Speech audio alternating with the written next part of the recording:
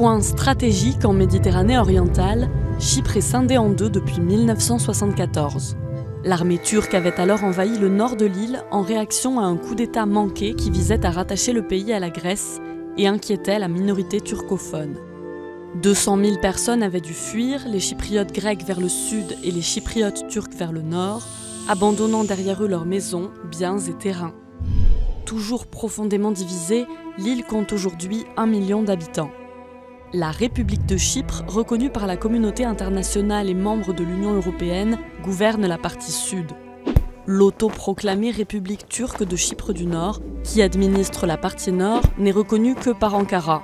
Une solution de paix consisterait à créer un État fédéral composé de 2 entités. Mais des clivages demeurent, comme l'épineuse question des propriétés spoliées. Dans le nord, des propriétés et terres chypriotes grecques sont désormais occupées par des chypriotes turcs, des colons turcs ou des étrangers. Dans le sud, le gouvernement a attribué les maisons de chypriotes turcs à des réfugiés chypriotes grecs. Autre point sensible au cœur des discussions, les ajustements territoriaux et la sécurité.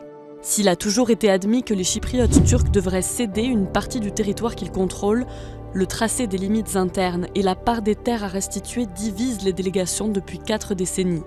30 000 soldats turcs sont d'ailleurs déployés sur l'île et cette présence militaire est vue comme l'un des principaux obstacles à la réunification. En 2003, les déplacements internes ont été facilités, permettant aux Chypriotes de chaque communauté de traverser la ligne verte, zone tampon démilitarisée contrôlée par l'ONU.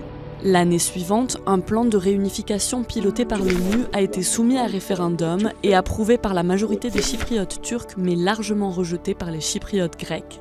Chypre a ensuite rejoint l'Union européenne, mais tant qu'aucun accord de paix n'est conclu, la législation communautaire ne peut s'appliquer qu'à la partie sud de l'île.